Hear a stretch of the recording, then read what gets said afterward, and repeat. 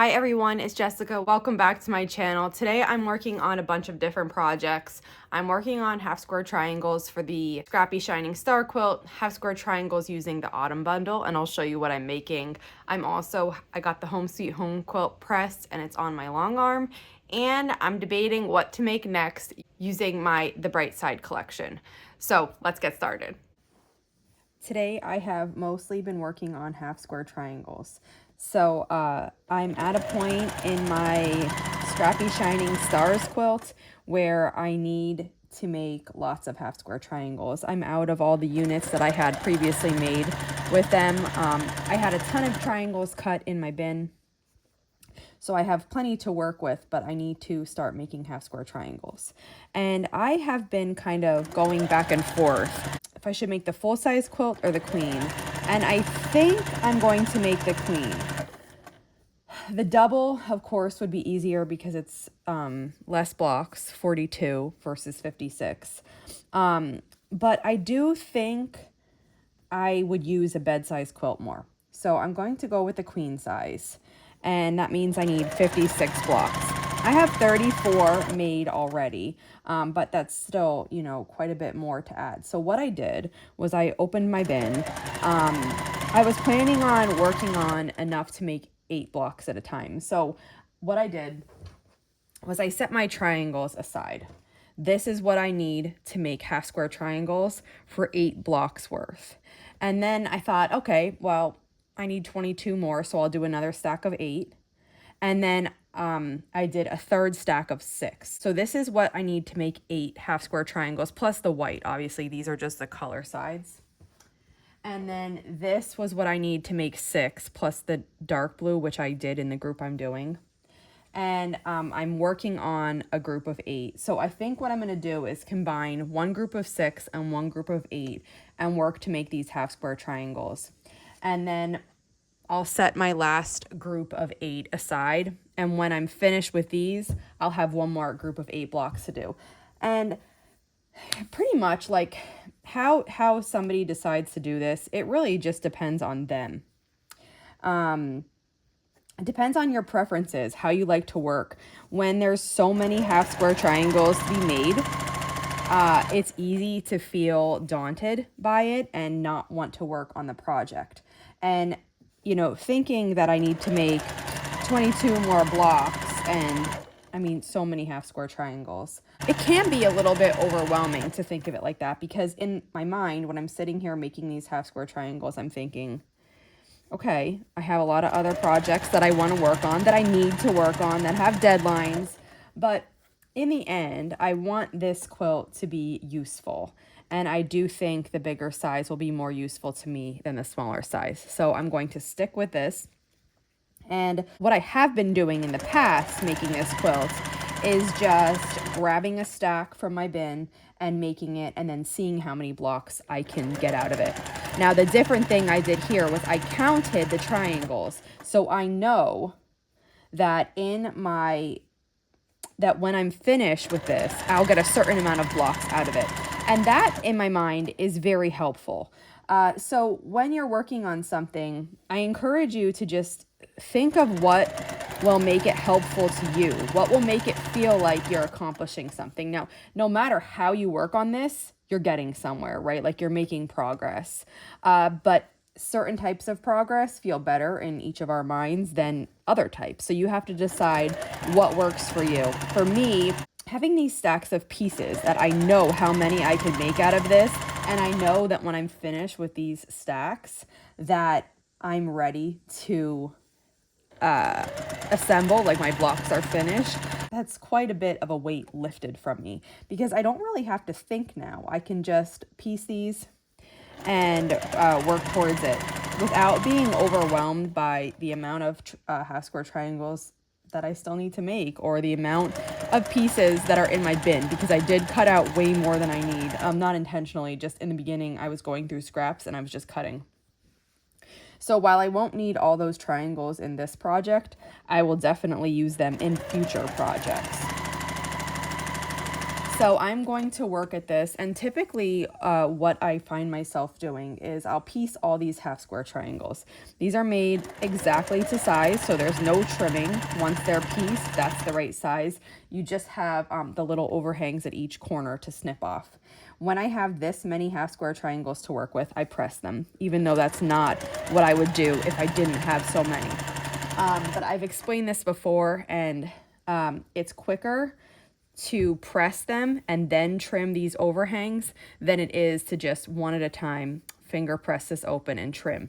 And I've explained it, but just here, let me show you really quick. So I'm gonna finger press, but I would do this with the iron.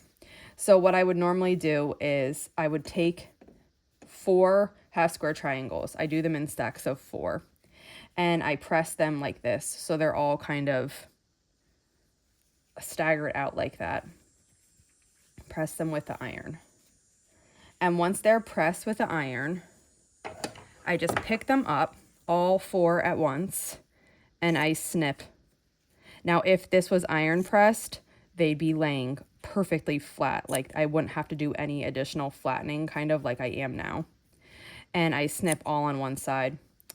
And then I rotate the whole bunch and I snip all of them on the other side. And then when they're pressed and stacked like that, in that really quick time, I trimmed 4 half square triangles, trimmed the overhang, and these are ready to be used now. So I do like pressing when I'm making this many half square triangles, just for the sheer fact that it's so quick to trim off the overhangs. So what I do is I usually piece my half square triangles, and I'll do this during the day when I have time. And a project like this is a project that I just keep out. Like I'll keep a pile of triangles right next to my sewing machine that won't be cleaned up until they're done. And that means that if I have 3 minutes before I have to do something else, or if I have 15 minutes of time, I can come grab my half square triangles and piece them. And seriously, those little bits of time add up so much. And you'll find that like before you know it, my half square triangles are pieced, and I just can't even believe it because I didn't sit down for a couple hours to just work on them, even though if I have time I will do that. It's just not always available. So the little bits of time that you work in add up greatly. And so I piece them. You can see I have this huge chain here. I've been working now for a while. And then I'll snip them all apart and I'll stack them like this. And then in the evening, if I have time or energy, I'll press them and I'll trim the overhangs off. And then whenever I'm back to my sewing machine next, I can start working on the units for the blocks. And in kind of breaking the tasks up like this, it becomes really doable and really not overwhelming at all. So this is how I plan to work for the rest of this quilt. Now, I was kind of hoping to get it done by next week. It's possible. It's possible. It's not guaranteed. If I was doing the smaller size, I would definitely have it done. I don't know. We'll see. And if I don't have it done by then, it doesn't matter to me. It's fine. I'm going to love this quilt no matter when I finish it. So whether I decide to set it aside and work on like some seasonal projects, I probably will do that. But either way, either if I set it aside till next summer or if I keep working on it slowly, I know at some point it will be finished. It's not going to bother me that it's waiting there. I know that I'll come back to it because I really do love this quilt. It's so beautiful. And I'm looking forward to seeing the blocks together. So that will give me the push that I need to do this, no matter when it is. So no pressure, just joy when working on this. Now, the other thing I've been doing, I've been like half square triangles like crazy today. So I've been working on these. And the other ones that I've been working on, let me grab them. I made these 2 stacks this morning of fall colored half square triangles, and this is using the fall fabric bundle that I sold last week. And what I'm going to be doing with that is a star quilt like this. Let me back you up. Here's my sample block. I just adore this. So for this one, I've chosen to do a simple sawtooth star. This is a 12-inch block, and I'm doing half square triangles instead of flying geese because I want the scrappiness all the way around. And the center of my sawtooth star is a 4-patch. So I'm using all the fabrics. It's really scrappy and beautiful. It's going to be all stars, no sashing or anything, just blocks right next to each other. And then I'm going to have a scrappy border of squares like this. So all the way around, there'll be a scrappy border of these size squares.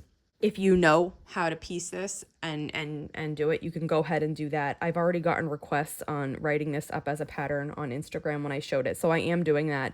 And I'm going to give multiple sizes there. You can make this with the bundle.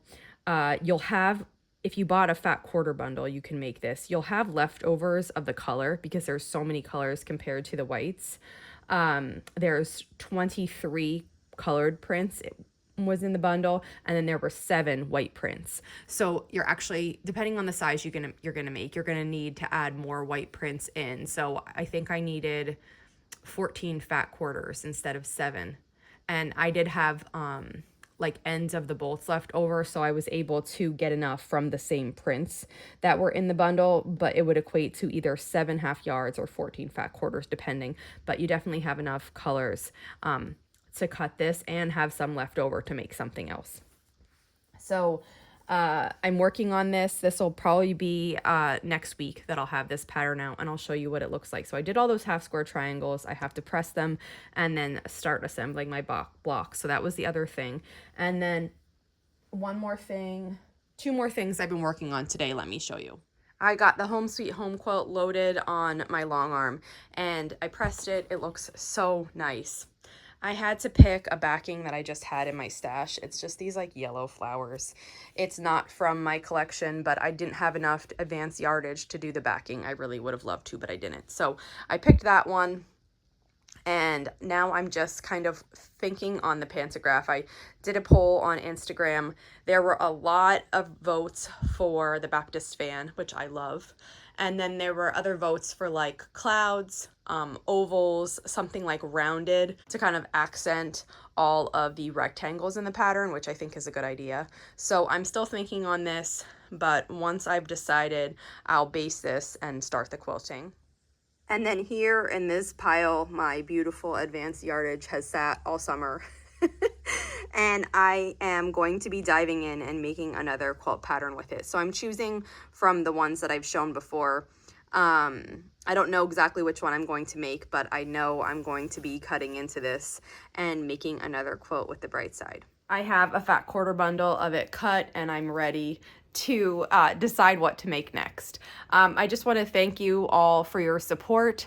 I've been getting really nice messages since I've shared the bright side, and I really, really appreciate it. I also want to let you know that requesting the bright side from your local quilt shop or from the online quilt shop that you order from really does help. When shops pre-order this fabric, it really kind of does decide how I can work in the future. So right now I'm working on my next 2 collections with Blank Quilting Corporation, and how many SKUs I can make in those collections when they're released, it really is determined by how well previous collections have done. So thank you for your support in requesting this, in pre-ordering, in on Fat Quarter Shop. They have a little notify me button for when the fabric comes in. Those types of things really do matter. So if you're interested in it and you haven't asked your local quilt shop or your online quilt shop, but please do ask them. There's a little bit of time left for shops to pre-order it before the order is due at the fabric mill and it starts being printed. Again, this is shipping in January of 26. So if you're new here, I'm just going to flip through this quickly, but also you can search my channel for the bright side, and I've done really in-depth videos on this collection. So let's move in close and I'll show you. There's a bunch of different colors in this collection, a rainbow, and I really tried to include a lot of basics, geometrics, prints that can be used in this collection and then with your other quilts as well. So those were the reds. Now we have oranges, 2 darker oranges and 2 lighter oranges. Yellows. We have 4 really beautiful yellow colors. I love yellow, so I'm really excited by these. For the greens, we have 2 dark greens, this one, and 2 light greens. Then I have aqua. I love aqua. The star print's probably my favorite, and it's in a bunch of the different colors. And here's the main floral in aqua. And then we have this turquoise color. 3 different versions of that. I love this one. And then pinks, we have 2 dark pinks and 3 light pinks. And then there are 10 white prints. Let me put the colors down and get the white prints close. So this is one of them. This is a white with kind of like a very light gray color for the stars. Here is a white with pink. Then we have white with aqua stars, white with green cross hatching, white with yellow dots, white with peach flowers and orange dots and turquoise stems. Then we have a white one with red rectangles and diamond shapes. We have this white with vines. This has red, pinks, and then the turquoise color for the stems. And then we have this version of the white with gray stars. And then we have a white with gray dots. So I really love designing this collection. It kind of has everything I love about fabrics when I try to pull them together to make a quilt. And it does have quite a few prints in it. That was my intention. It's so that I often find myself, if I buy a smaller fat quarter bundle that has just like a lot of main prints in it, I need to then go and find, you know, basics and blenders that match with it to kind of spread those main prints out. But by having this many prints in the collection with mains and blenders, everything is already here for you to work with. So you don't necessarily need to go out and buy other prints to make this collection blend nicely together. I have it all there for you. So if you have any questions on anything you've seen in this video, just let me know. And if not, I'll see you back here soon. Thanks for following along.